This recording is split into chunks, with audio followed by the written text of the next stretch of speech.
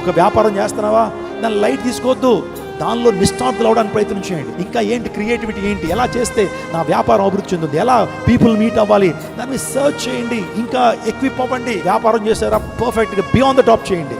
ఉద్యోగంలోకి వెళ్ళారా ఏ ఒక్కరి చేత పేరు పెట్టించుకోవద్దు. ఈ వ్యక్తి పని చేస్తే కరెక్ట్గా ఉంటుందని ఆఫీస్లో అందరూ మాట్లాడుకోవాలి. తన ప్రవర్తన విషయంలో అజాగ్రత్తగా ఉండొద్దు. దేవుడు ఎక్కడైతే ఒక టీచర్స్గా పెట్టారా, మీ స్కూల్లో ఒక పర్ఫెక్ట్ టీచర్గా ఉండండి.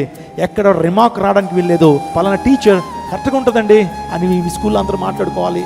ఒక కాలేజ్లో ఉన్నావు, పలానా స్టూడెంట్ అటువంటి చెడ్డగా తిరగడు, చెడ్డగా మాట్లాడు, తన జీవితంలో చెడు దృశ్యాలు చూడడానికి మీ క్లాస్ మాట్లాడుకోవాలి. తద్వారా వారు దేవుని నామాన్ని మహిమ పరచాలి. ఇది దేవుడు కోరుతా ఉంది. అందరూ కూడా సువార్త సేవ చేయాలంటే ఇలా మైక్ తీసుకోమని కాదు, మీ సాక్ష్యాల ద్వారా మీరున్న ప్రాంతాల్లో దేవునికి మహిమ తీసుకురాగలగాలి. That's what Jesus needs from you, that's what Jesus desire. అది దేవుని యొక్క ఆలోచన. అర్థమవుతుందా?